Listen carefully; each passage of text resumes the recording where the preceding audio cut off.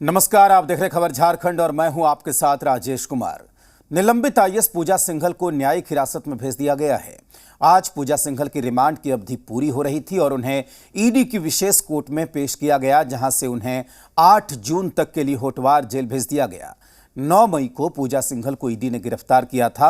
अब तक उन्हें 3 बार रिमांड पर लिया गया है। इस बीच ईडी की दबिश भी लगातार तेज हो गई है।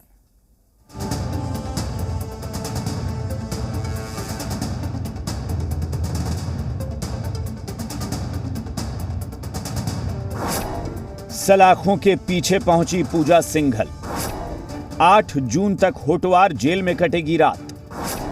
पूजा सिंघल से पाई पाई का होगा हिसाब। निलंबित आईएएस अधिकारी पूजा सिंघल एक बार फिर सलाखों के पीछे पहुंच चुकी है। 9 मई को पूजा सिंघल को ईडी ने गिरफ्तार किया था, जिसके बाद पूछताछ के लिए उन्हें 14 दिन की रिमांड के बाद फिर से न्यायिक हिरासत में भेज दिया गया है। पूजा को ईडी कोर्ट के विशेष न्यायाधीश के समक्ष पेश किया गया और कोर्ट ने उन्हें 8 जून तक के लिए न्यायिक हिरासत में भेज दिया। कोर्ट में ईडी के वकील ने बताया कि पूछताछ के दौरान कई अहम सुराग हाथ लगे हैं, इसलिए ईडी आगे भी रिमांड की मांग करेगी और जरूरत पड़ी तो और आगे भी उनसे पूछताछ होगी। आज मिसेज पूजा सिंघल को प्रोड्यूस किया गया। प्रोड्यूस करने के बाद हम लोगों ने कहा कि चूंकि कानूनी प्रावधान के तहत आज 14 दिन, कुल जो 14 दिन ईडी कस्टडी का पूरा हो गया है, इसे इन्हें जुडिशियल कस्टडी में लेकर होटवार जेल भेज दिया जाए, जिसे लर्नेड कोर्ट ने स्वीकार किया और उन्हें होटवार जेल भेज दिया गया है। और हम लोगों ने आवेदन में कहा था कि सर अभी तक ये इनका इंट्रोगेशन और बाकी है, चूंकि ये लार्जर कॉन्स्पिरेसी का केस है, तो लर्नेड कोर्ट ने कहा कि अगर उसकी जरूरत होगी तो आप अलग से पिटीशन देंगे, उस पर अलग से विचार होगा।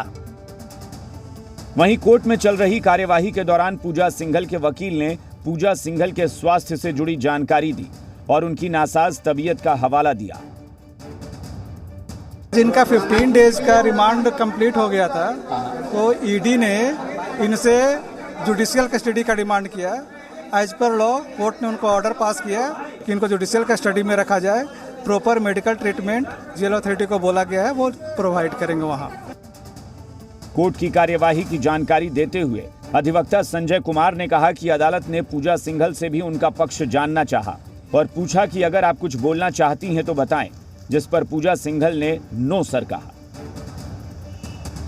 कि आज पूजा सिंघल को ईडी के द्वारा पेश किया गया था माननीय न्यायालय में, चूँकि रिमांड की अवधि उनकी पूरे होने के बाद ईडी के द्वारा माननीय न्यायालय में प्रोड्यूस किया गया। उसका न्यायालय ने दोनों पक्षों से सुनने के बाद उनको न्यायिक हिरासत में 14 दिन के लिए भेज दिया गया। बहरहाल पूजा सिंघल को 14 दिन की रिमांड के बाद अब न्यायिक हिरासत में होटवार जेल भेज दिया गया है, जहां 8 जून को एक बार फिर उन्हें वीडियो कॉन्फ्रेंसिंग के जरिए कोर्ट के सामने पेश होना होगा। पूजा सिंघल प्रकरण में पूजा सिंघल की परेशानी बढ़ गई। 14 दिनों तक ईडी के द्वारा पूछताछ किए जाने के बाद ईडी की विशेष अदालत में पूजा सिंघल की पेशी हुई और अदालत ने उन्हें 8 जून तक न्यायिक हिरासत में भेज दिया। कैमरा पर्सन राहुल दीक्षित के साथ कामरान जलीली, जी मीडिया, रांची। निलंबित आईएएस पूजा सिंघल की रिमांड अवधि खत्म होने के बाद 8 जून तक के लिए न्यायिक हिरासत में भेज दिया गया है और इस बीच ईडी की टीम की जांच पड़ताल भी पूरे रफ्तार से चल रही है। रांची में एक बार फिर ईडी की टीम दलबल के साथ दबिश के लिए निकली। टीम रांची के हरमू स्थित शैलोदय आवास 3K/7 में छापेमारी कर रही है। यह घर प्रेम प्रकाश का बताया जा रहा है। आपको बता दें कि इससे पहले मंगलवार को ईडी ने रांची में 6 अलग अलग ठिकानों पर एक साथ छापेमारी की।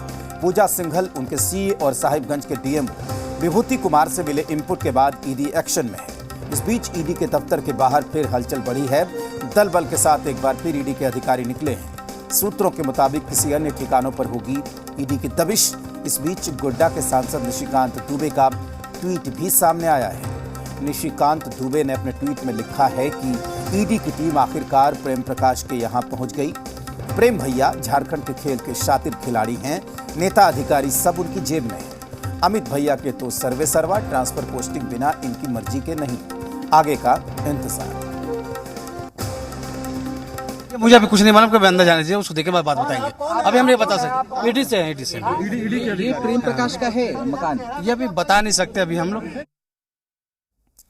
तो झारखंड में एक तरफ ईडी की कार्रवाई जारी है, दूसरी तरफ सियासी संग्राम मचा हुआ है।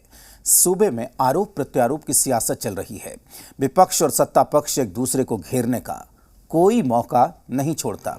आपको बता दें कि जब से ये पूरी कार्रवाई शुरू हुई है ईडी की, इसके बाद एक तरफ तो ईडी की कार्रवाई चल रही है, दूसरी तरफ सियासत भी हो रही है और सियासत में सत्ता पक्ष और विपक्ष एक दूसरे पर बयानों के तीर चला रहा है। कोई मौका सत्ता पक्ष और विपक्ष नहीं छोड़ता एक दूसरे पर बयानों के जरिए हमला करने को लेकर। तो ये जो पूरी कार्रवाई हो रही है, इस पर जमकर सियासत हो रही है। यदि कोई हमला होता है तो हमला थोड़ी पीठ हाड़ देगा, तो रोकने का प्रयास करेगा ना। जवाब जिस पर हमला होगा तो जवाब तो देना पड़ेगा।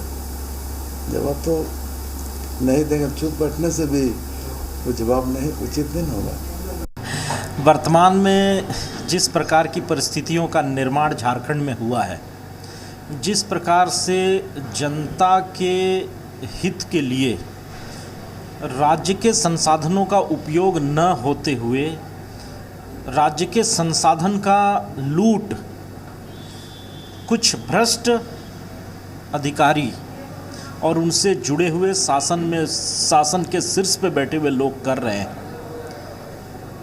ऐसे में फ्रंट फुट पे खेलना तो दूर, हाथ में बैट